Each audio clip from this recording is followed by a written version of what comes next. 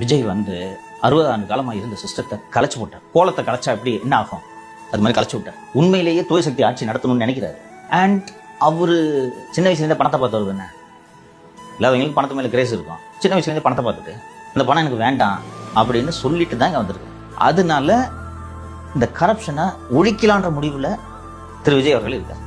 திமுக அதிமுக இரண்டு கட்சிகளும் மாறி மாறி ஆண்டாலும் ஊழலை குறைக்க வேண்டும் என்று கூட அவர்கள் எண்ணியதில்லை. ஒழிக்கணும்ன்றது அடுத்தது, குறைக்கணும்ன்ற எண்ணம் கூட இல்லை. அவர்கள் கமிஷன் அடிக்க வேண்டும், லஞ்சம் வாங்க வேண்டும் என்ற எண்ணத்தில் அவர்கள் இல்லை. வாக்காளர்களுக்கு பணம் கொடுக்காமல் அவர்கள் வெற்றி பெற்றிருக்கிறார். அதுக்கு தானே கடன் வாங்குறாங்க. ஸோ இந்த பிரச்சனை இல்லாததுனால நானும் வாங்க மாட்டேன், எவனும் வாங்கக்கூடாது. இப்போ இந்த சிஸ்டம் தொடர்ந்துருச்சுன்னா என்னாலே நம்ப முடியல. தமிழ்நாட்டில் தான் இருக்குமா?